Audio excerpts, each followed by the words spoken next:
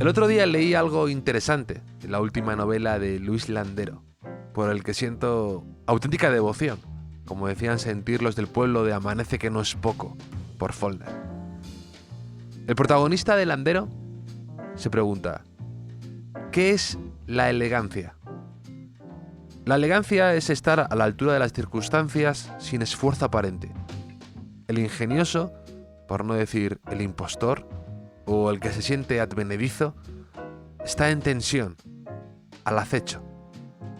Los otros se abandonan dulcemente al fluir del tiempo y a sí mismos.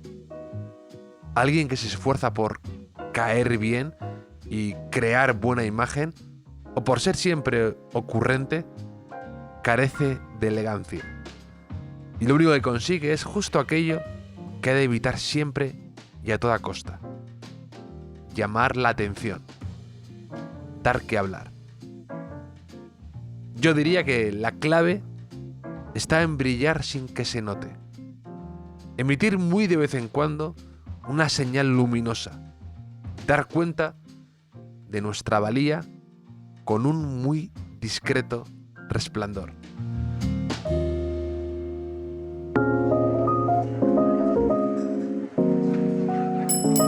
Bienvenidos al Hotel Jorge Juan con Javier Aznar, un podcast de Vanity Fair y Seagrams.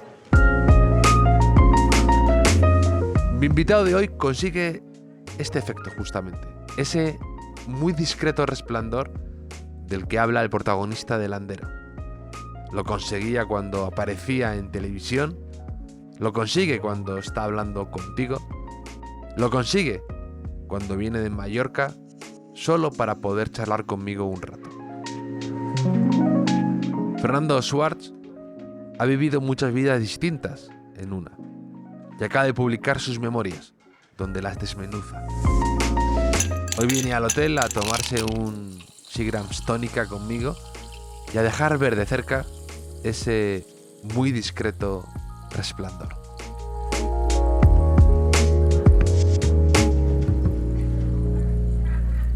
¿Cómo estás, Fernando? Muy bien, más viejo, pero muy bien. Vamos, recién desembarcado y fenomenal. Recién desembarcado de Mallorca, vienes. Sí, de allí vengo y es difícil arrastrarme y arrancarme de allí porque vivo y soy muy feliz allá. Y abandoné Madrid y no sé si... Creo que hice bien. Creo que hice bien marchándome. Y eso que Madrid ahora está muy bonito. Sí.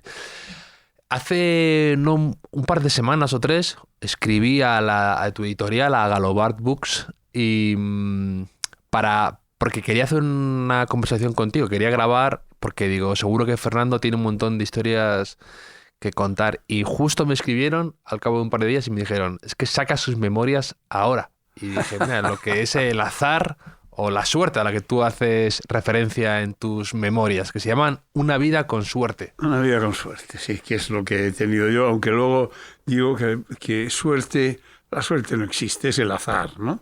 Pero en fin, no puedo quejarme por haber estado en el lugar correcto, en el momento correcto. Y eso ha sido la historia de mi vida, salvo algunas meteduras de pata. Bien, había que escribir las memorias.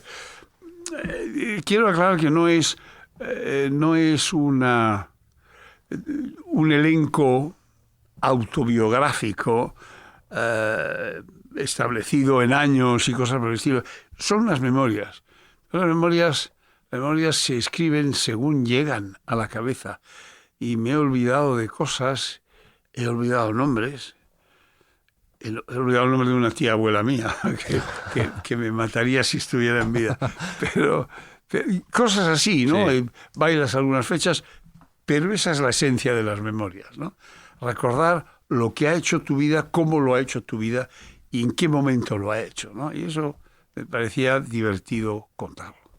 Me gusta eso que dices de que sea algo sin un orden cronológico, que eso me aburre más, ¿no? Cuando empieza en la infancia y vas paso a paso y dices, hasta que llegue a la parte interesante o más de acción de esta vida, pues me da un poco de pereza. Entonces me gusta cómo saltas de un tiempo a otro, de una estancia en un país a otro, de una, pues de tu vida, sí, no se mezcla. Es un poco, no digo asalto de mata, pero es un poco cuando estaba escribiendo alguna cosa, algún país o de alguna ciudad o de alguna gente, me acudían a la memoria otras cosas y tú las ponía, ¿no? Era lo que había que hacer. Porque además es que, bueno, has tenido una vida de lo más variada. Has sido embajador de España en Kuwait y en La Haya. Has vivido en Costa Rica, en Londres, Nueva York. Has publicado varias novelas. Ganaste un premio Planeta. Has estado presente en negociaciones de todo tipo, desde cosas de petróleo por el Peñón de Gibraltar y demás, cosas de todo. Me temo que sí. Has trabajado de periodista, presentaste un programa pionero y original como Lo Más Plus. Te casaste con Sandra, que es la prima del rey emérito. Has estado en un tablao flamenco con Morgan Freeman. Es una vida para unas memorias. Pero fuimos. Sí. Es una vida para unas memorias. Entonces me parece muy bien que las hayas publicado. Me alegro porque, hombre, te pones a escribir de tu vida y siempre piensas, ¿cómo se diferencia esto de un ataque de soberbia? ¿Cómo me presento yo diciendo aquí estoy yo, que soy el más listo y el más guapo? Y entonces hay que vencer una cierta timidez, por un lado, el alipoli clásico, y hay que tener la decisión de que las cosas que cuentas son divertidas y no te ensalzan innecesariamente, porque yo no tengo nada que ensalzar, ¿no?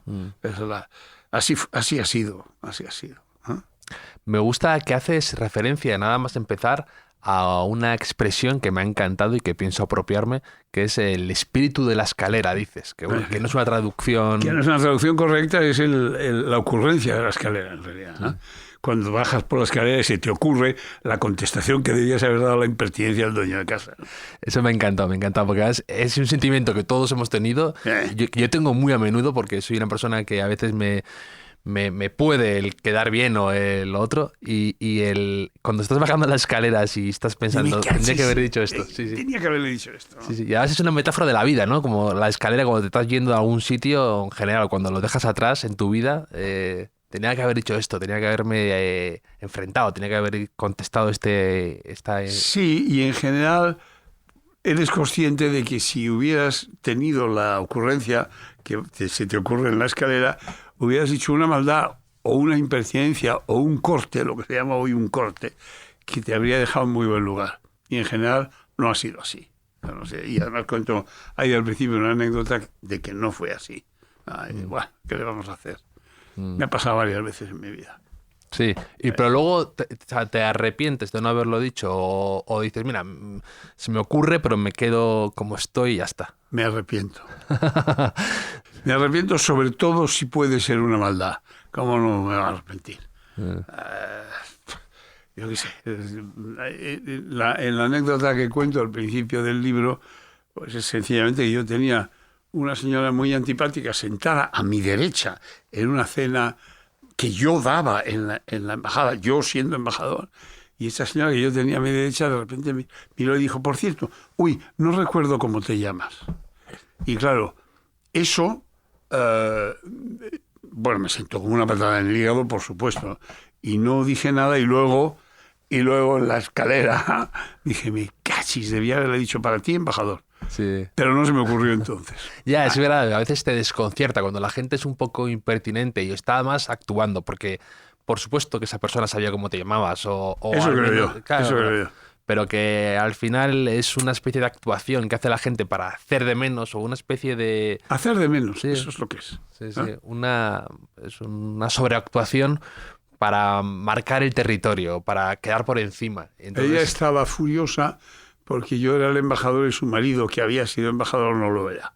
Y eso a ella le parecía un insulto. Bueno, cada cual tiene derecho a sus rencores. Bien, no tengo nada que decir, pero me siento fatal. Y hablas eso, al final lo que has comentado, que no crees en la suerte, lo cual es un poco paradójico o contradictorio con el título, aparentemente, ¿no? No crees en la suerte, dices. No creo. Sí. Para creer en la suerte hay que creer en una serie de cosas infinitas que a mí no me pasa. Tienes que creer en Dios, en la inmortalidad, en la vida después de muerto, ese tipo de cosas, porque la suerte en esas circunstancias es un pago por haber hecho algo o por no haber hecho algo, ¿no? Y entonces, claro, dice, bueno, si yo me digo a mí mismo, como me toque la lotería, la reparto entre mis hijos, a lo mejor me toca, porque me premian. Y no es eso, ¿no? Y entonces no creo en la suerte, creo en el azar. No creo, vienen bien dadas, bueno, pues sí, vienen bien dadas o no, ¿no? Pero yo creo que es fundamental en la explicación de mi vida que yo no me he tomado lo que me ha ocurrido simplemente porque tenía suerte. Lo digo, es una vida con suerte. Bueno, en realidad debería haber dicho es una vida con azar, con buen azar, ¿no? Sí, pero a veces es estar en el momento adecuado, lo que dices tú. Pero para estar hay que moverse, hay que haber hecho el viaje, ¿no? Hay que... Pues un poco lo que... Yo lo pensaba mientras leía tus páginas, ¿no? Que haces, por ejemplo, que no es muy normal. Y yo cuando te veía en televisión lo pensaba y decía... O sea, este tipo era diplomático y embajador, lo deja y se hace de repente periodista y escritor. Y luego pues ganaste un Premio Planeta, pero que para que te den esos premios hay que hacer el esfuerzo antes quizá de primar lo que te apetece o lo que más te llama frente a una vida a lo mejor más segura o lo que sea, ¿no? Sí, lo que hay que hacer es tener un relativo desprecio, o indiferencia respecto a las cosas que te rodean, ¿no? Es decir, sí, bueno, soy embajador, joven, pues qué estupendo, y tal, y ahora ya quiero ser embajador para toda la vida, no. Probablemente porque me voy a aburrir como de hecho fue. Lo que hay que tener es la suficiente indiferencia de las cosas de la vida como para decir, hombre, me cruza por el camino otra cosa que bien pensada me apetece más, pues la hago. Eso fue lo que me pasó a mí con el periodismo, ¿no? Cuando yo estaba en La Haya y un amigo mío vino y me dijo, mira, no te puedo pagar lo que te pagan aquí, pero si quieres venir a escribir para el periódico, oye, cuando quieras. Y en ese mismo instante dije, voy, ya está. No, lo dejé. También es verdad que me estaba aburriendo bastante, pero lo dejé y me fui. Yo creo que esa es la esencia, la indiferencia ante lo que te puede caer encima, ante la indiferencia ante el error de la elección, ¿no? Elijo otra cosa, me equivoco y me quedé agarrado de la brocha. Bueno, ya saldrá otra oportunidad, ¿no? Esa es la esencia de todo esto. Sí, hay que la indiferencia al error o al miedo al fracasar, o que en tu caso, por ejemplo, tu suegra se enfadó contigo cuando dejaste... Bueno, se puso enfadadísima porque me fui de la embajada a la que ella venía y entonces le gustaba. Nomás no es una suegra cualquiera, la infanta María Cristina, ¿no? Que tiene...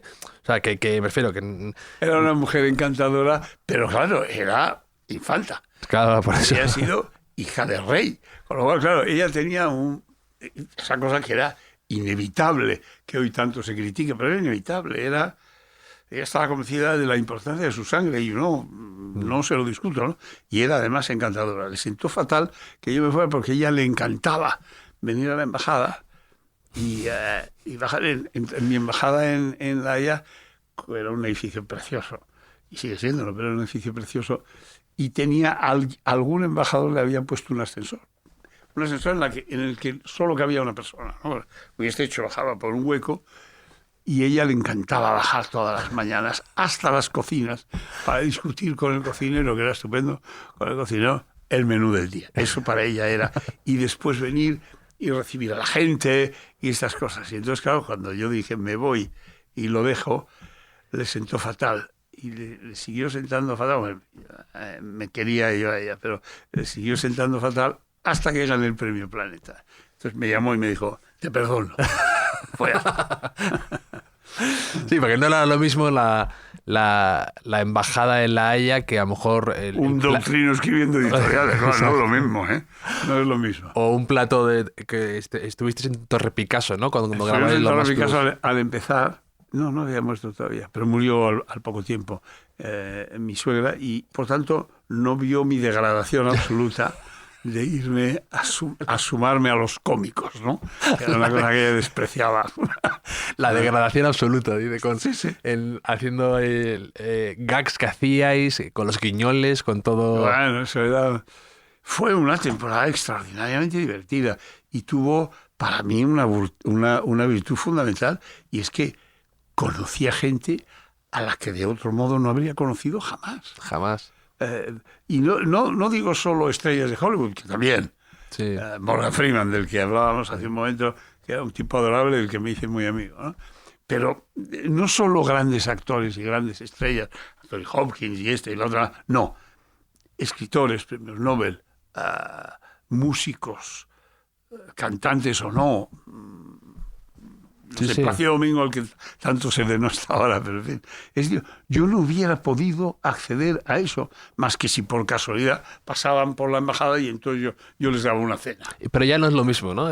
Cambia la dinámica y cambia la forma de conocerse. Y además no les haces las preguntas impertinentes que les haces con una cámara delante, ¿no? Claro. Y ese formato de Lo Más Plus era divertidísimo. Además era ya para empezar, el nombre ya es algo que era un magazine. Ya eso ya ni se estila un nombre así, ¿no?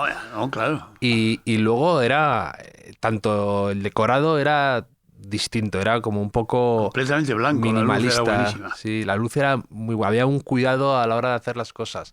Luego los invitados, lo que tú dices, que me gustaba que pudierais, en la misma mesa se podía sentar desde un músico, un actor de Hollywood, un futbolista, un premio Nobel, un torero, que no había distinción, no había alta cultura y baja cultura, sino que era gente que os interesara, que tuviera algo que contar, que fuera... Claro, el objeto era sacarles lo que tuvieran que contar y que lo que tuvieran que contar fuera interesante o fuera válido, ¿no?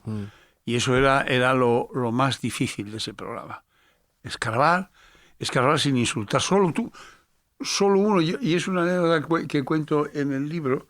No voy a contar mucho para que la gente no deje de comprar. Pero es una anécdota que vinieron los hermanos Cohen, ¿no? Bueno, que vinieron los hermanos Cohen y además vinieron con la McDermott, ¿no? Que era la mujer de uno de ellos. De uno.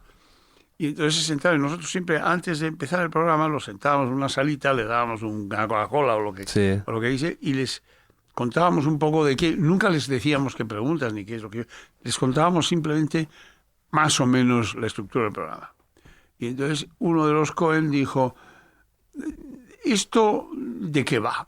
Entonces le dije, por hacerme el simpático y por hacer una referencia que él conociera, pues mire, usted, esto es un poco como el programa de David Letterman en Estados Unidos. Y si había alguien a quien ese Cohen odiaba, era Letterman. Y entonces en ese mismo momento dijo, no voy a hacer el programa. Y yo dije, pero si estamos a 3 minutos, no, búsquese otra cosa. Y dije, pero no podemos, los dos hermanos me fallaban. Y entonces ella, Frances McDormand, ¿no? Frances McDormand dijo, no se preocupe usted, hago yo el programa. Hizo un programa maravilloso, además. Sí, de lo más recordado, yo creo. Sí, y de los ¿verdad? que más te impacta, cuando yo de verdad veía muchos, y era de los que más te impacta, incluso te hace ya seguir su carrera durante años, porque te cae bien. Una actriz maravillosa y además una mujer inteligente, ¿no? Totalmente, dominaba todo. Y entonces, claro, cuando dijo, bueno, nos salvó, y encima hizo un programa divertido, estupendo, inteligente, cosa que probablemente con los hermanos no habría sido posible. Eran lo que los italianos llaman stoccafiso, 2 tipos rígidos que no, ¿sabes? Sí. Y ella estuvo estupenda. Bueno, pues esas cosas pasaban de vez en cuando. Y aparte supongo que también era más difícil cuando venían más personas, que es muy complicado en los turnos, el hablar. Eso lo teníamos que controlar nosotros, para que no hubiera discusión ni que se cortaran nosotros. Montserrat Caballé se sentó allí y ocupaba todo un sector de la mesa, esa mujer. Y entonces, nada más empezar a sonar la música de comienzo, me preguntó, ¿y esto cuánto dura? Y dije, 1 hora. Y empezó a reír. Y entonces dije, Dios mío, 1 hora de esto a esta mujer que no le interesa absolutamente nada. Y luego salió regular, pero salió bien. No aguantamos bien porque ya tenía muchas tablas y tal. Pero lo primero fue la carcajada de miedo. Bueno, estos 2 idiotas que hacen aquí, ¿no? Bueno, esas cosas pasaban. Pero aparte es que era muy exigente lo que hacías, porque era todos los días, sí, en riguroso directo. Sí. Solo hubo una que no fue directa. Sí, lo cuentas en el libro. Lo cuento, sí. Salman Rushdie. Sí. Con Salman Rushdie, claro, que estaba con todo el lío de perseguido. No querían, la policía dijo, ni hablar de en directo. Bueno, pues estuvo muy bien, pero bueno, ¿no? Sí, que salía todo el mundo con gafas de sol.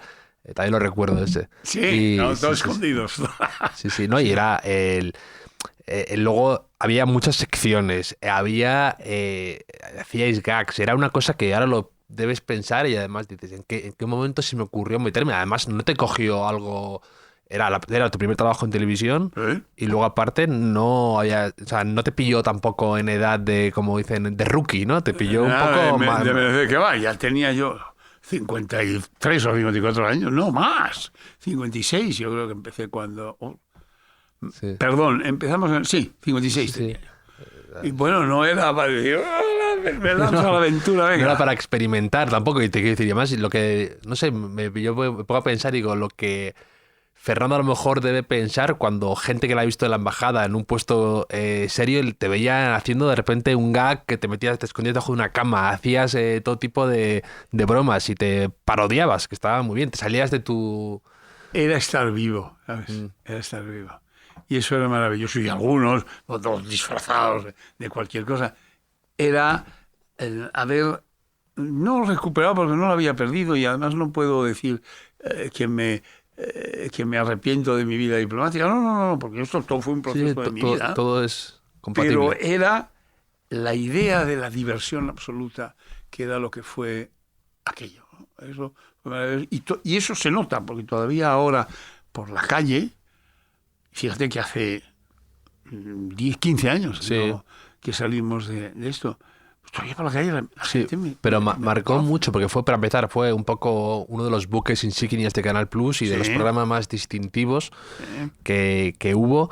Y luego es verdad que era además esa época explosión de internet y de redes sociales. Sí, entonces, lo pillamos muy bien eso. Claro, entonces todo el mundo yo creo que veía lo mismo y comentaba lo mismo y luego era el sitio donde ir, porque era como... Amigo, si tú no ibas a Lomas Plus no eras nadie. Sí. Era el equivalente a lo que puede ser El Hormiguero. Eso me parece.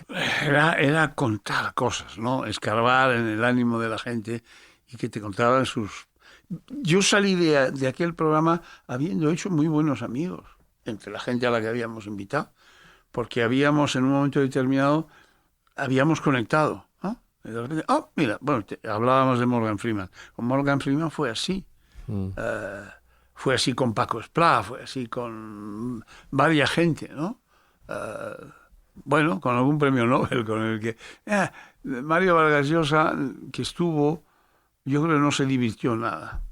Pero no podría decir por qué no se divirtió nada. Pero me parece que no le gustó la idea de un programa de cierta liviandad. Cuando él acababa de volver de una fracasada experiencia política en Perú y tal, yo creo que no le divertía. Me parece que fue eso y que no le divirtió. Pero en general, bueno, yo a Mario le conozco y le conocía entonces mucho. También estuvo embajador en algún sitio, ¿no? Además, creo que también hizo algo... No, él fue candidato a las elecciones, pero no estuvo de cargo político en ningún sitio, no, que yo sepa. ¿No?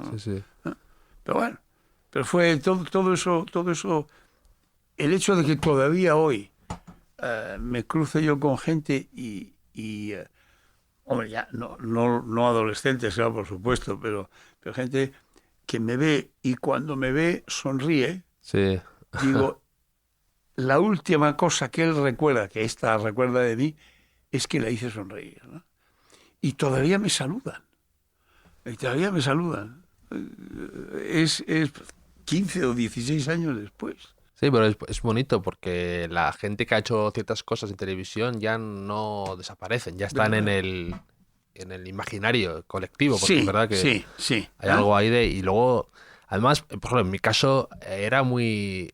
Yo recuerdo verlo Más Plus justo después de venir del colegio, entonces era como un momento de descanso, de descomprimir. A mí me relajaba mucho que llevarais yo que sé, también eso, a músicos que me gustaban en esa época, como Los Rodríguez o Bunbury, Calamaro, tal. Pues entonces era muy interesante y muy estimulante. Me hacía pensar. Y luego, por ejemplo, hablando de lo Más Plus, me ha llamado algo la atención que, por ejemplo, cuando hablas de Máximo Pradera, podríamos decir que el elogio brilla por su ausencia. En cuanto a... Porque hablas fenomenal de Ana García Iñériz, hablas muy bien de... Hablas fenomenal de Coronas, que dices que es un genio del humor. Es un genio. Sí. Y de Máximo no me llevé mal con Máximo y tampoco me llevé bien. Quiero decir que él, cuya genialidad como sí, eso lo dices, intérprete de televisión la reconozco sin dudar de ningún tipo, ¿no?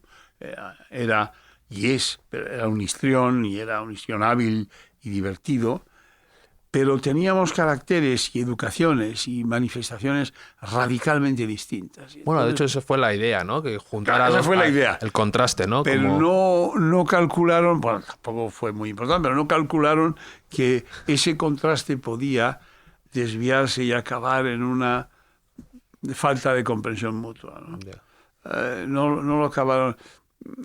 Sí, bueno, no, era así. Y yo, claro, yo era además muy amigo de su padre. Eso además, claro, mientras vas leyendo el libro, sale Javier Pradera, ¿no? Que era compañero tuyo en El País, y sí. Tú hablas que era un hombre inteligentísimo. Culto. Entonces, claro, el contraste se exporta un poco por eso, sí.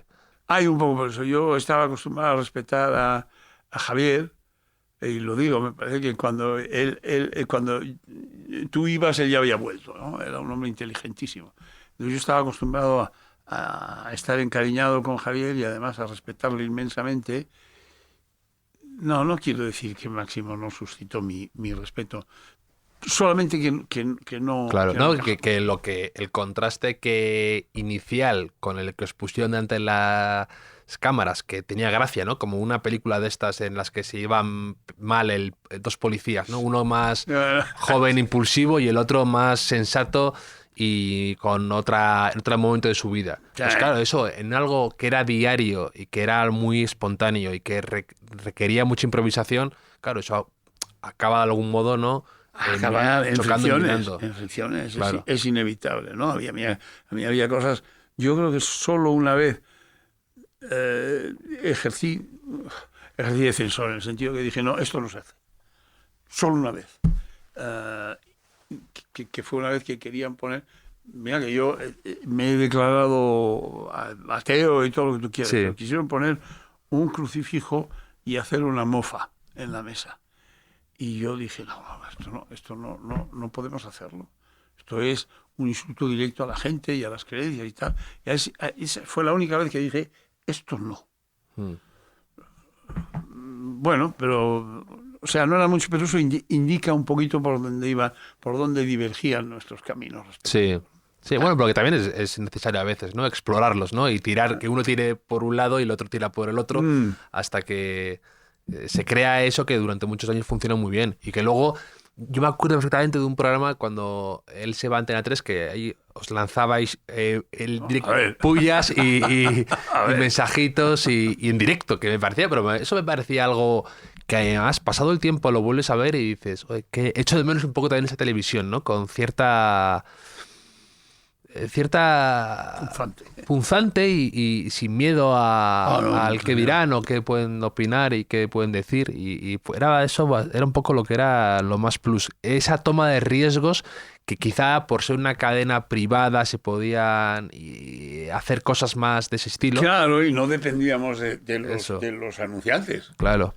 Podíamos, de vez en cuando nos metíamos con un anunciante y eso al anunciante le estimulaba y nos mandaba regalitos. Sí. Y nos mandaba regalitos, ¿no? De repente. ¿No? Bueno, chavalas, ¿no? Una época divertida.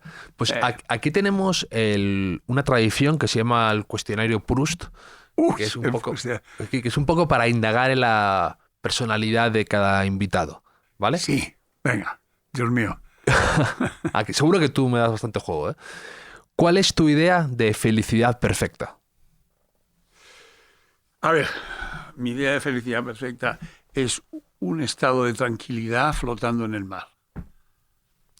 Me dijo lo mismo, fíjate, Enrique González, lo mismo. ¿Así? Me dijo, su idea de felicidad era estar en una barca, me dijo, flotando. Flotando en una barca. Sí, eso para mí es el sumo. Y además tú eres un buen marino, te defines. Sí, muy marinero yo, sí. Sí, que surcas los mares de Mallorca además bastante tiempo, que me dices, en las memorias dices que estabas una semana de chingladura por ahí, que... Sí, además hemos hecho, mi mujer y yo nos hemos hecho el Mediterráneo, en la barquita. Hemos ido un poco a todos lados. Y eso que, hombre, cuando te encuentras en medio del mar y no hay nada a tu alrededor, y a lo mejor a lo lejos hay un tanker que viene, da cierto miedo, ¿eh? Sí. Qué solito está esto, ¿no? Una vez en un cruce que hicimos desde Menorca hasta Cerdeña, que es una tiradita, ¿no? En medio, a 100 millas de cualquier lugar, de cualquier costa, decidimos, mi mujer y yo, decir, venga, un chapuzón. Apaga el motor primero para que no se nos vaya la barca. Un chapuzón. Entonces, miras así y aquello está muy oscuro. Y dices, ¿qué habrá ahí debajo? Unas fauces así abiertas. Y nos metimos y yo creo que duramos en el agua como 10 segundos. Entonces, salí y salió. Pero por lo menos habíamos hecho la machada, ¿no? Para mí, eso es felicidad. Eso es felicidad. Sí. No, además, hay momentos de esos de... Cuando estás en... Yo, por ejemplo, que también he hecho alguna semana en barco por las Islas Eolias o por Croacia, es lo que dices tú, de repente te ves ahí un poco en mitad de la nada absoluta y dices, ¿qué puede haber aquí? Asusta un poco. Pero luego es de las cosas más gratificantes. Yo tengo pánico porque una vez un patrón nos contó la historia que luego hicieron una película de estos chicos. Que se quedaron fuera. Que no bajaron la escalerilla. Entonces es una obsesión que tengo y no podían subir. Entonces la idea tan tonta de no bajar la escalerilla y que de repente un amigo tuyo se tira al último y ahora cómo subimos. Y no podían subir porque era imposible, porque el barco seguía... Claro, y no tiene suficiente fuerza y la muerte más tonta que pueda haber. Entonces es un pánico que tengo. Me lo explicaron, una lección de vida. No es extraño, ¿eh? Que tengas ese pánico, claro.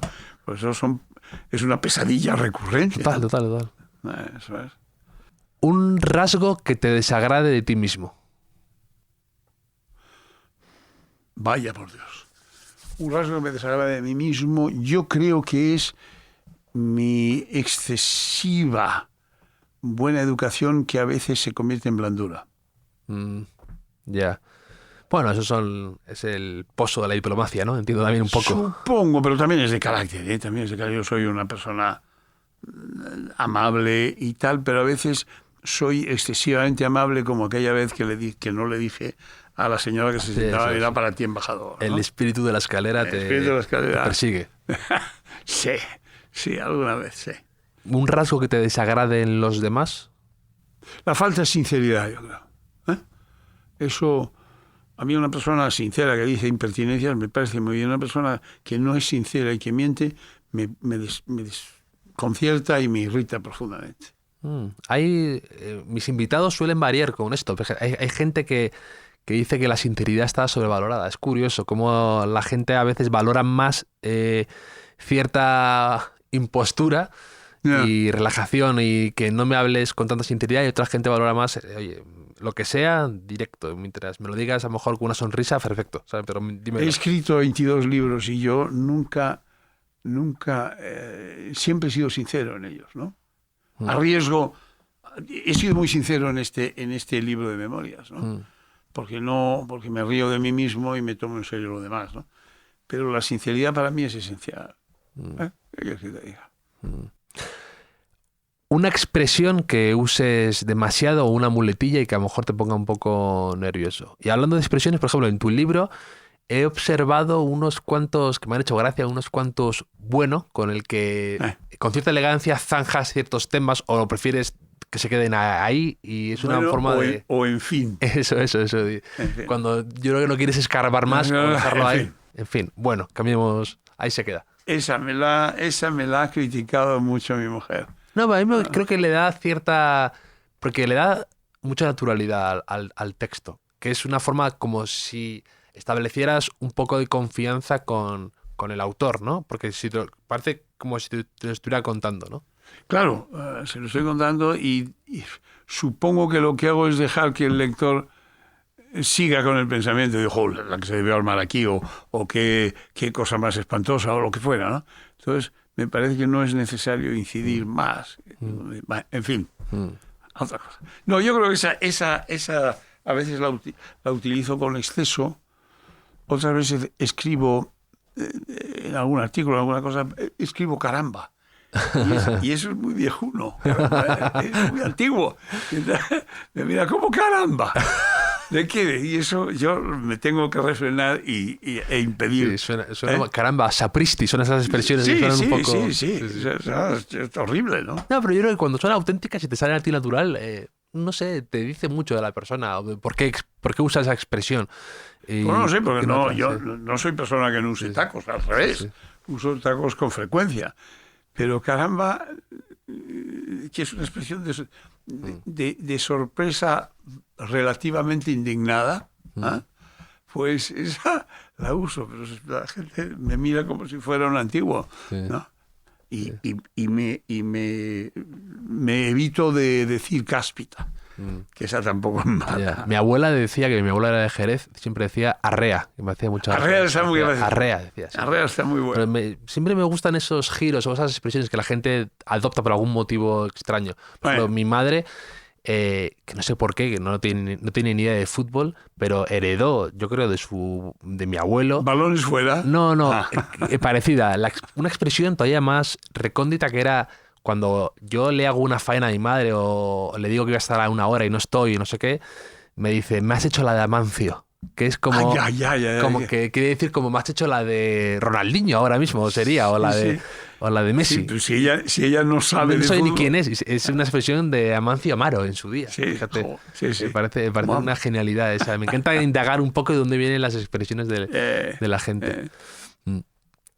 ¿Qué es lo que más valoras en un amigo? Además, tú dedicas un capítulo a tus amistades, a una reflexión sobre qué es ser amigo, cómo vienen las amistades, que a veces no las buscas, ¿no? Son sobrevenidas. Te cae encima. ¿Qué es lo que más valoro en un amigo? La calidez. Que sean... No voy a insistir en que sean sinceros con uno mismo. No. Yo creo que la calidez, esa cualidad que consiste en estar cerca. Es decir, que si te tienen que dar un pésame, tú sientas que ese pésame está lleno de calor, ¿no? Yo creo que eso y la compañía, el deseo de acompañar. Pero yo creo que, ahora que lo pienso, pues la calidez, ¿no? Sí. No, y hablas también de detalles que han tenido según qué personas contigo, que a lo mejor no tenían por qué haberlo hecho, pero que te quedas con esas... Y son a veces tonterías, pero como a veces las memorias, al hacer recuento de las personas o tal, es, ¿no? surgen historias que dices, mira, tampoco tiene tanta importancia que me enviara esto, que tuviera este detalle, y vienen a la memoria. Sí. Pero sí. Eso es la calidez, a fin de cuentas. Sí, al fin de cuentas es eso, ¿no? El hecho porque los amigos son lo que cubre tu vida, ¿no? Los amigos son los que le dan fuerza a tu vida, los que están ahí, sabes que puedes contar con ellos, por tanto, pero todo eso se resume en calidez, yo creo. Y te quería preguntar por alguna persona que te haya deslumbrado por su inteligencia, porque te quiero preguntar esto porque, claro, es lo que tú decías antes, ¿no? Que has podido llegar a conocer a personas de todo tipo, de todo el mundo de la cultura, también has podido, y lo cuentas, ¿no? Que has podido cenar con el príncipe Carlos y Lady Di. Has tenido conversaciones en confianza con el rey emérito, Juan Carlos. Muchas, ¿eh? Muchas. Bueno, de hecho casi se te valoró como jefe de la Casa Real. Afortunadamente no salió, ¿sabes? Pero que has tenido mucho recorrido y muchas reuniones, y yo creo que además muchas conversaciones con gente muy interesante y con ciertas responsabilidades. Y te quería preguntar por eso, ¿qué personas te hayan deslumbrado por su inteligencia o por su calidez también me puede valer? Bueno, ya te he dicho antes, Javier Pradera, ¿no? Javier Pradera era un hombre de una exquisita inteligencia y de una masiva cultura, y la gente pensaba de él que era frío y vengativo y tal, y era un hombre caluroso, cálido, ¿sabes? Ese. Era cuñado de Ferlosio, ¿no? Cuñado, sí. Ferlosio me he leído muchísimo y que no sabía esa relación. ¿Qué tipo Ferlosio? Sí. Y yo no sé quién. Hombre, Fernando Savater también. Fernando Savater es un hombre que a lo mejor es menos inteligente que consecuente o que lógico. Es decir, tiene la virtud rara de desmenuzar un tema y llevarlo a sus últimas consecuencias, lo cual desconcierta muchísimo porque es la aplicación de la lógica a veces es un disparate, ¿no? Y eso lo tiene él. Víctor Pérez Díaz. Jodie Foster, ¿no? Jodie Foster. ¿Y cuál era y Gina Davis. Las dos de una inteligencia fulgurante y además, bueno, implacables, ¿eh? No te dejaban, que estabas ahí hablando y no te dejaban desviarte de la conversación que habías empezado. Y si tú decías, ¿cómo va esto? Y me voy para acá, te daban enseguida y decían, no, vamos a hablar de esto. Me parecieron las dos mujeres extremadamente interesantes e inteligentes. Eso quiere decir que he tenido fortuna en mi vida, en el sentido de que he conocido a mucha gente inteligente que ha querido hablar conmigo, que eso todavía es más extraño. Claro. Pero sí. Ese grupillo de 5 o 6, sin duda. Y cómo volviendo un poco de lo que salió antes, lo de Morgan Freeman en Casa Patas, esa ocurrencia, cómo salió llevarle ahí, porque es verdad que... Yo creo que tuvo que haber algún detalle en el programa que estábamos haciendo. Hizo un programa muy simpático, muy agradable, sí. Era un gigante, ¿no? Y tal, y entonces al final debimos decir algo de la vida de España, de la vida de Madrid, algún comentario debía hacer. Bueno, ¿no sabe usted lo que es? O no sabe lo que es la vida de Madrid por las noches. Ah, sí, qué interesante. Y entonces, ¿qué es lo que hay de Madrid que podamos seducir? Sí. Pues una cosa en Casapatas, ¿no? Una cosa de flamenco. Tu hija tenía relación también con gente del mundo del flamenco y demás. Mi hija tenía mucha relación con ellos y con Malú, que empezaba entonces a cantar. Sale Malú. Sale en algún momento, que una fiesta también de tu cumpleaños. Sí, en una fiesta de cumpleaños ahí vinieron pues el Malú y su papá. Sí. Y su mamá. Y estuvieron allí. Luego ella tuvo relación, había alguna cosa, alguna fiestecilla en su casa, pero eran fiestecillas muy, muy pequeñas, con algún flamenco, algún guitarrista y tal, a las que asistía Jesús Polanco. Le encantaba, era feliz con el flamenco y le llevábamos allí. Pero lo de Casa Patas fue curioso, ¿no? Curioso, desde luego. Ver a Morgan Freeman ahí rodeado en primera fila con un montón de gente de familia. Porque era un montón de flamencazos de familia que estuvieron muy... Como son ellos, ¿no? Cuando se calientan son divertidísimos. Salió muy bien aquello. Sí. ¿Qué te enseñó la televisión? Antes cuéntalo de Estar Vivo, que me ha gustado mucho, pero ¿qué aprendiste de tu paso un poco improvisado y sobrevenido por ahí? Yo creo que me enseñó, no voy a decir que los brillos y las estrellatos y cosas por el estilo me enseñaron nada, pero yo creo que me enseñaron a lo complicado que es estar expuesto a la luz pública. Tu carita, tú no recibes, el input tuyo no es el mismo que el input de ellos, ¿no? Claro. Y estás completamente expuesto, estás desnudo frente a ellos. Y entonces el problema es que tengas la habilidad suficiente como para esquinarte un poco, para evitar esta exposición pública. O por lo menos que no te importe. Y eso es lo más complicado. Que no te importe es lo más complicado.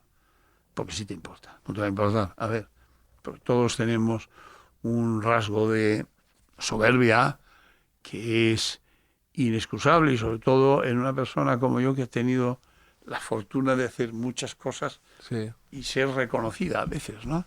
Entonces, combatir la soberbia, ¿sabes?, es a veces muy complicado. Pero es la exposición pública, los focus. Yo no me acuerdo muy bien quién fue que me dio una clave, porque yo cuando empezaba no tenía ni idea de lo que tenía que hacer, ni a dónde tenía que mirar. Y él me dijo, tú mira al tubo. Y cuando mires al tubo, comprenderás que del otro lado del tubo hay uno que te está mirando. Uno, efectivamente, qué bueno. Y ese fue mi arranque, ¿no? Mirar al tubo. Y imagínate a una persona, ¿no? Como eso lo decía Larra, ¿no? Decía Camba, de que él se imaginaba un lector. Decía, un lector en Guadalajara al que tengo que agradar o tengo que sorprender. Exacto.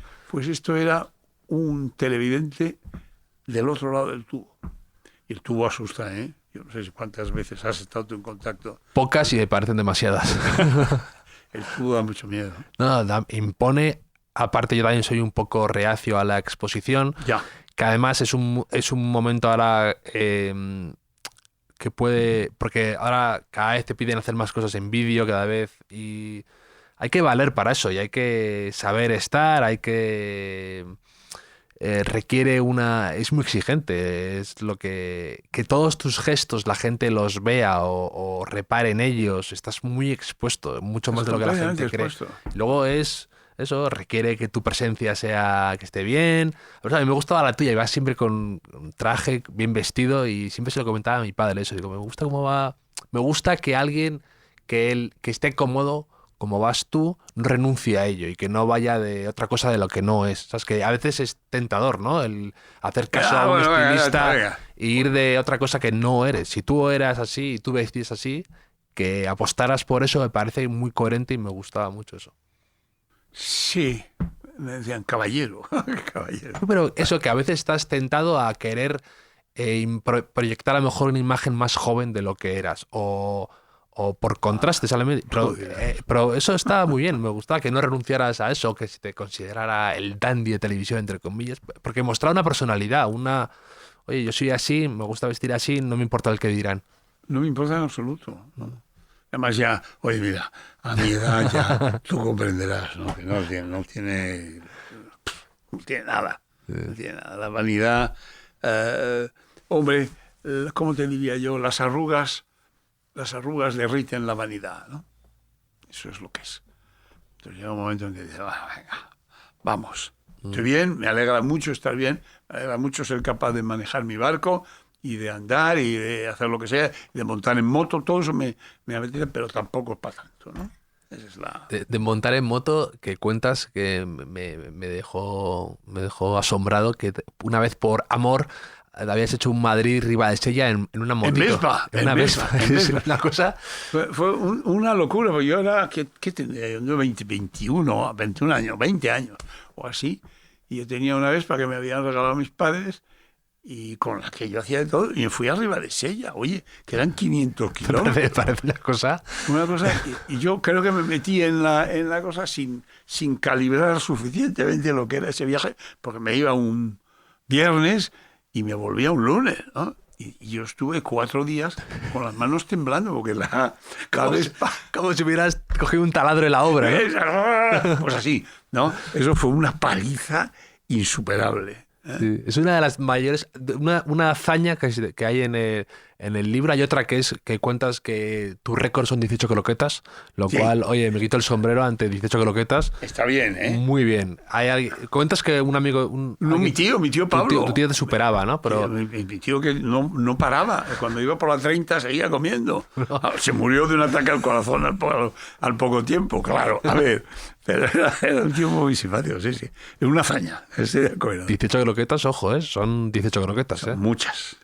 Hay otra, claro, porque nosotros, yo creo que mi capacidad de tragar tabas tiene su origen en un colegio en el que estuvimos internos en San Sebastián. Para mí los primeros cursos de bachillerato estuvimos allí porque mis padres estaban en Roma y entonces lo que nos daban por las noches a veces de postre, nos daban 3 polvorones de postre. Y entonces en la mesa éramos 6, en cada una de las mesas 6. Y rifábamos o nos jugábamos a los chinos o lo que fuera, los polvorones. Y el que ganaba se los tenía que comer los 18, sin beber agua. Eso sí que era una hazaña, ¿verdad? No podías, ¿no? Eso, claro, desarrollas una capacidad. Y entonces, en ese momento, decía, que me den croquetas, ¿no? A mí que... tú dirás. Es como desarrollas una capacidad de deglutir como una cabra, de que puedes con todo. Puedes con todo. Absolutamente. Puedes con todo. Y ahí, en ese internado estabas con tu hermano Pedro, también sale mucho. Mi hermano Pedro, sí. Porque tu hermano Pedro es una eminencia en el mundo de la economía. Sí. Yo tengo por ahí muchos libros suyos. Sí. Es un tipo mega inteligente y otro con una cultura vastísima, ¿no? Y ya está un poquito cascado porque ya tiene un montón de años, muchos más que yo, casi 3 más que yo, pero es un hombre de gran, de exquisita inteligencia. Es uno de esos que hizo el viaje que se solía hacer entonces, que empezó siendo... No creo que llegara a ser comunista, pero estaba muy cerca, ¿no? E hizo todo el viaje hasta ser fundador del Partido Liberal y a ser un hombre muy de derechas. Bueno, oye, cada cual a lo suyo. Yo eso se lo respeto muchísimo. Unos van de arriba de Sella Madrid moto, otros van del comunismo al Partido Liberal. Exacto. Oye, eso es una hazaña, ¿eh? Luego hay otra hazaña también que me tiene asombrado, que es un amigo tuyo en Mallorca de 90 y pico años, que se hace en Londres, no sé, Mallorca, parte en Francia, parte por las carreteras de Francia con 90 y pico años para llevar a su perro. Y lo hace solo.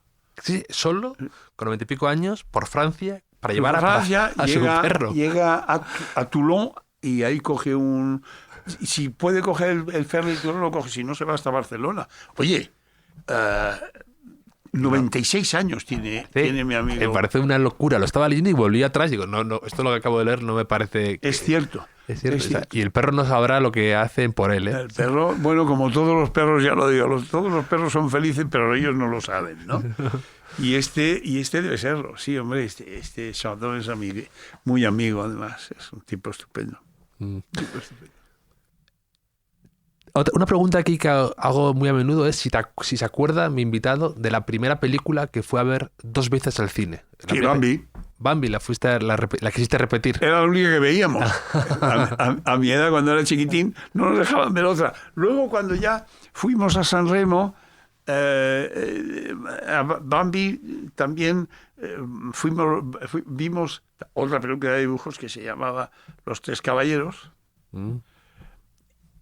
Y después las películas del Gordo y el Flaco, ¿no? Del Gordo y el Flaco. Sí. O sea que me acuerdo muy bien porque el cine era una cuestión rarísima. Claro. Rarísima entonces, ¿no?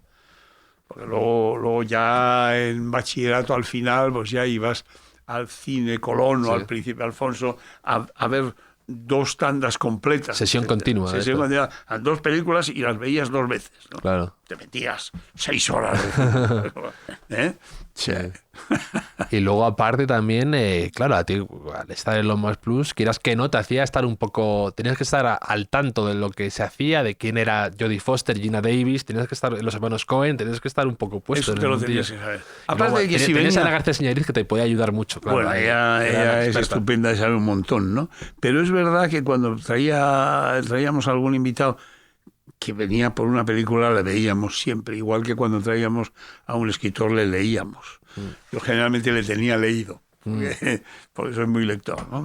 Pero lo de la película la veíamos. Eso dio lugar a algún incidente bufo, en el sentido de que a veces, ¿no?, te ponían un cine entero, uno de esos cines, por la mañana, entonces Máximo y yo solos veíamos la película. Y recuerdo una película de un director español del que no hablaré en este momento, que nos sentábamos. Yo vi que Máximo se sentaba más adelante, yo me senté aquí, y cuando empezaba la película, de repente oí alguien que se sentaba detrás y me era así, y era el director. Y la película era intolerable, era un bodrio espantoso. Y entonces, bueno, ahí viene el carácter del que yo describía antes, ¿no? Terminada la película, me levanto para ver si puedo escaparme. Pero la mano del director se plantó en mi hombro con la voz de ¿qué? ¿Qué te ha parecido? Entonces me volví, le miré y dije, estupenda. Me ha parecido... Con esa voz de verdadera emoción. Estupenda.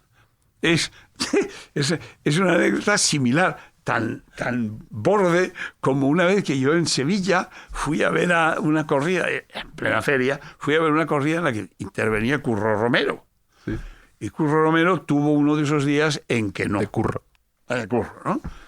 Vamos, y entonces retiraron al toro, él estaba así avergonzado, apoyando el burladero sin querer, un broncazo se llevó. Y después de la corrida, entonces me voy a la feria y entro en la caseta de la SER. Y en el momento en que estaban transmitiendo noticias de la feria, y no sé qué, para toda España. Y en ese momento le están preguntando al locutor, yo no recuerdo quién era, Dios le maldiga. Entonces estaba preguntando que qué tal la corrida. ¡Ah, magnífica! Bueno, ¿qué tal está Curro? Un momento suspenso y lo mismo. Espléndido. Yo dije...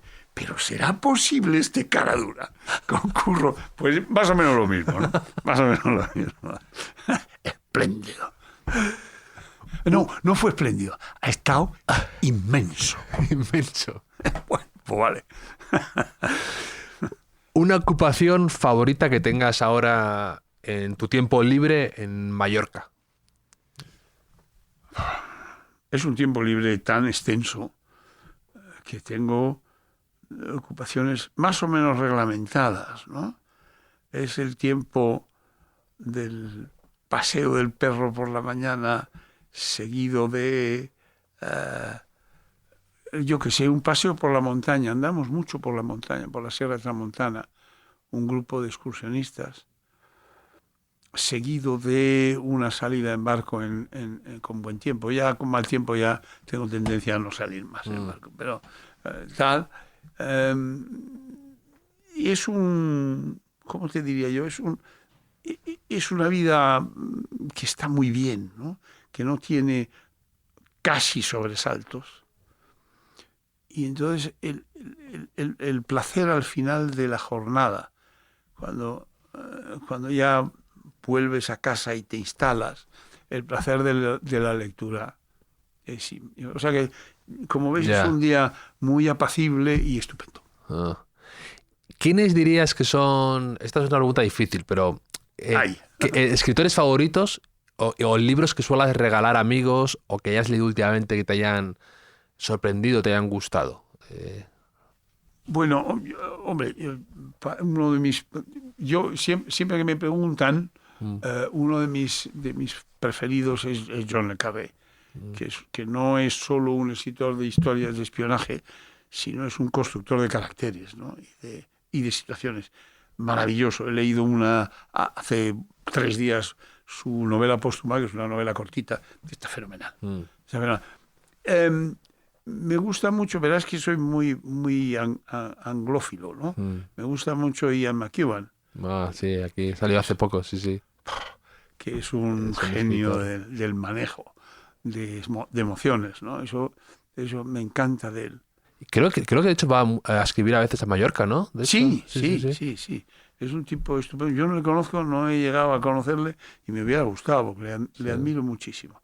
Me parece un tipo muy bien. Hombre, Irene Vallejo... Sí, El infinito en un junco, hablas de... Acabo de leer y me parece una historia fulgurante, ¿no? Qué imaginación, qué trabajo, qué inteligencia detrás de todo. La verdad es que la admiro muchísimo. He venido en el avión leyendo un libro que me ha enganchado. Al principio yo decía, es una novela. No sé. Y de repente en la página 60 o 70 me empezó a enganchar. Y es una novela por Toynbee, el irlandés, que es un novelista estupendo, que se llama El Mago, The Magician, que es una historia novelada de Thomas Mann. ¡Puah! Oye, de verdad, yo no sé si lees en inglés. Sí, leo bastante en inglés, me gusta. Bueno, pues búscala, The Magician, ahora te la enseño. Qué bueno. Porque mira que es difícil escribir una novela sobre un tipo que es a su vez un escritor e ir explicando los procesos mentales que le llevan a escribir Buddenbrooks, los procesos mentales que le llevan a escribir sobre Venecia y tal. Entonces, no es que esté hablando del resultado, está hablando de la construcción. Eso me parece fulgurante, ¿no? Eso me gusta mucho. Leo con variedad. Regalar, no sé. No, ya me has regalado ya con la recomendación de Magician. Me pongo con él. Y luego además también cuentas que te gusta Somerset Maugham y que y te has hecho amigo de su nieta. Mira, te cuento por hacerlo todo. Su nieta está casada con este amigo mío de los 96 años. Buena pareja. Una pareja porque es listísima y guapísima. Y él es un hombre de una generosidad personal total. Es Fred Chandon, el apellido... media botella de champán. Media botella de champán, ¿no? Y ella, yo descubrí que era nieta de Somerset Maugham por casualidad, porque no suele hablar de eso. Ella tenía cierta prevención a hablar de eso porque... Sí, tenía un carácter complicado él, ¿no? Ella dice de él que era delicioso. Que tenía, es verdad que tenía, en un momento en que en el mundo no era fácil ser gay, era un hombre no solo homosexual, sino de cierta exhibición.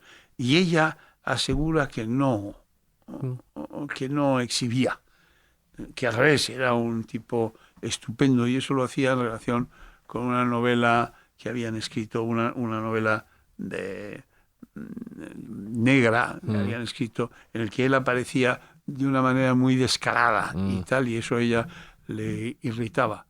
Pero así, hablando, nos pusimos a hablar de su abuelito y de ella, y entonces nos intercambiamos libros. Cuando vienen... Qué bonito. Es precioso. Tengo un libro que tienes que leer. Yo ya le he dicho que tiene que leer Irene Vallejo, que creo que... Pero no, por supuesto no habla, como buen inglés, no habla una palabra de español. Aunque sí, ella sí. Pero yo le he dicho, espérate a que salga, porque sale en noviembre lo de Irene Vallejo en inglés, y te lo regalaré, ya verás lo que es, ¿no? ¿Coleccionas algo? Relojes y plumas. Relojes tengo pocos, plumas se llega a tener 18 o así. Muchas Montblanc. Traigo 2 ahí por si tenía que firmar. Este libro me lo tienes que firmar, tu memoria me tienes que dedicar, que me hace mucha ilusión. Un viaje que hayas hecho y que te encantaría poder volver a repetir, y que incluso me recomendarías a mí, a lo mejor, que dices, mira, vete a lo mejor no es un sitio, un destino lo más pensado, y que a lo mejor te puede gustar. Me cuesta trabajo decidir porque hemos hecho mucho viaje. Hablas mucho de tus viajes, y cuentas Sí. un poco uno que da muchas ganas, que cuentas un viaje especial por Egipto, el desierto. Hablas mucho del desierto también, de la importancia que tiene un poco en tu vida, tanto en Kuwait como luego en viajes. El viaje sí, y además relato lo que es el hotel ese en Siwa, que hay, que es un hotel de barro. Sí. Fantástico. Es un hotel hecho de barro. Y entonces, claro, si les cae una tormenta encima, hay que rehacer el hotel, ¿no? Qué locura. Es tremendo, ¿no? ¿Y dónde está exactamente? Siwa está prácticamente en el mar. O sea, la frontera de Libia, y a la derecha de la frontera de Libia hay una carretera que va hasta Alejandría, por todo el borde del mar, Y un poquito debajo, cerca de la frontera con Libia, está Siwa, que es un poblado también de barro, que tenía o tiene un ¿cómo se llama esto? Un fuerte, un fortín, sobre el que cayó una tormenta en el año 28 o 30 y no lo han reconstruido. Ahí están las ruinas, ¿no? Y está al lado del baño de Cleopatra y tal. ¿Con leche de burra o no? Con la leche. Yo digo que es leche de burra, pero yo creo que no. Pues, oye, el sitio aquel tenía que consumir mucha burra para que se bañara ella en ello, ¿no? Pero ahí estaba, por allí estuvo Alejandro Magno, en fin, tal. Es un sitio delicioso. Y todo ese viaje por el desierto hasta allí fue delicioso. Quisimos bajar hasta Ubeinat, hasta la cueva de los nadadores, y no nos dejaron porque había que ir allí con un regimiento. Pero todo ese viaje unido a una estancia en el Cairo es impagable, ¿eh? El Cairo es una ciudad maravillosa, un follón estrepitoso, un lío constante y tal, pero es una ciudad bellísima. Ahora supongo que está un poquito menos divertida por el Al-Sisi, pero en fin, pero ese es un viaje que yo haría y que yo te recomendaría mucho. Y el otro ya, en plan de ir enamorado, pues Bora Bora. Pues eso, yo esos dos te los recomendaría calurosamente. Son estupendos. Qué bueno. Un invitado en lo más plus que te resultara realmente incómodo. Has hablado antes de los hermanos Cohen como un momento también de tensión ahí antes del directo. Que fuera incómodo. Hemos tenido algunos, ¿no? O incluso a veces puede suceder, ¿no? Alguien que te esperas mucho de esa persona, una conversación y no te da, por lo que sea, o que no entiende el formato. Bueno, sí. Bueno, había una cantante mexicana que se llamaba, ya ni me acuerdo, se llamaba no sé qué del barrio, la del barrio. Paquita del barrio, Paquita, ¿no? La de Rata de dos patas, la canción. Eso. Entonces nos explicaron, claro, que ya llegaba allí y tenía su restaurante, entonces cantaba a su marido que servía mesas allí mismo y le cantaba Rata de dos patas, ¿no? 3 veces te engañé. Bueno, y entonces dijimos, bueno, chale, vamos a sacar. Y entonces dijimos, vamos a poner una botella yo me acuerdo si pusimos una botella de tequila encima de la mesa con un vasito para que ella tomara. Y le pusimos para arrancar precisamente la canción. Nos estuvimos escuchándola y cuando terminó la canción nos volvimos, Máximo y yo nos volvimos a mirarla y tenía 2 lagrimones que le caían así. Y nos quedamos así. Es que a mí me emociona mucho. Y entonces nos quedamos así y comprendimos, bueno, ahora hay que sacarle 1 hora de confesiones a esta mujer. Y fue imposible. Totalmente imposible. No hubo modo de que nos dijera un pensamiento coherente, una cosa ocurrente. Era terrible. Yo creo que ese fue con mucho el más incómodo de los miles que tuvimos por allí.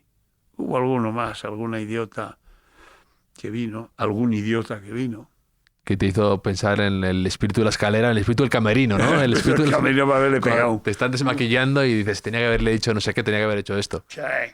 Claro, es que en un programa así tienes un montón de pensamientos cruzados, ¿no? Porque estás en directo, tienes el pinganillo, tienes que dar paso, cómo lo hago, la publicidad, qué viene después, cómo le mando a paseo sin que se note. Eran muchas cosas, ¿no? Era así, y al pinganillo tenías que añadirle el hecho de que nuestra directora, primero fue Cuadri, el director, y luego fue Amelia Alas. Tuvimos dos seguidos que fueron estupendos. Y la cosa es que tenías además que manejarte con las machadas que te decían por el pinganillo. Ya. Pero de repente, y mantener la cara hierática, ¿no? La cara hierática, y de repente sonaba, ¡me aburro! Y entonces mirabas, o te contaban un chiste. Claro. Y era una perrería. Sí, tener que... Lo de disociarlas. Sí, sí. Ya lo creo. ¡Buh! Sí. ¿Cuándo y dónde fuiste más feliz? ¿Un momento de tu vida, un verano, un recuerdo?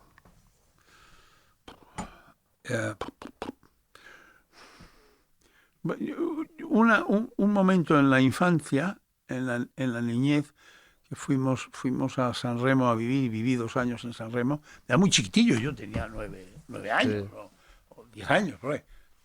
Y creo que fue una temporada de absoluta insouciance, que dicen los franceses, sin pensar, vivir como un niño pequeño que hace barrabasadas, ¿no? Ese fue un momento de mucha felicidad en mi vida. Luego ya vino el colegio entero, o sea, ya tuve una gracia. Los polvorones. Los polvorones. Yo creo que ese.